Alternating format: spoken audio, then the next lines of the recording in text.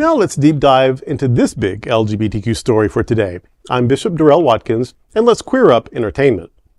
Jerrod Carmichael returns with bold new HBO special, Don't Be Gay. Jerrod Carmichael is back on HBO, and he's bringing the heat, the humor, and the heart. The Emmy-winning comedian who made waves in 2022 when he came out as gay in his brutally honest special, Rothaniel, returns with a brand new hour titled Don't Be Gay. The special premieres on Saturday, May 24th at 10 p.m. on HBO and will be available to stream on Max. Details about the content are still under wraps, but HBO's Nina Rosenstein, Executive Vice President of Programming, promises it's going to hit hard. She says, quote, "This new special continues to build on the raw, intimate, and emotionally honest impact that Rothaniel and the Jerrod Carmichael reality show had," end quote. In Rothaniel, Carmichael opened up about a secret he'd carried his whole life. He confessed, quote, "At many points, I thought I'd rather die than confront the truth of that," end quote. The special earned him an Emmy for outstanding writing.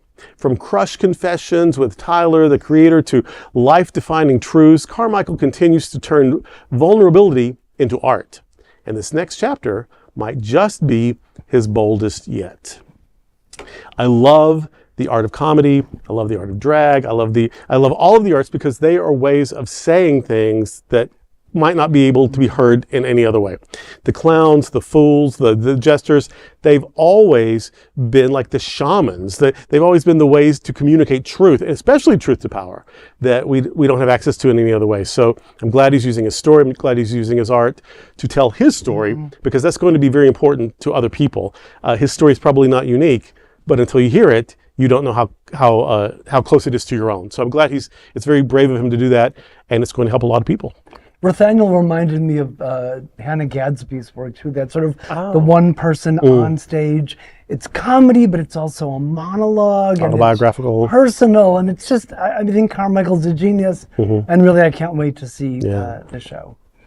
I'm always interested in artists who use their trauma and pain to make art. Comedy.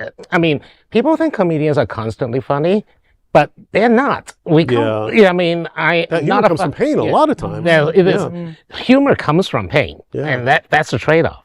No, I just am happy that we're talking about a Netflix comedy special as a positive for once, given their history with Dave Chappelle. So it sounds like a fun time, and for once, it's a nice story with Netflix. So good for them. I have to admit go ahead.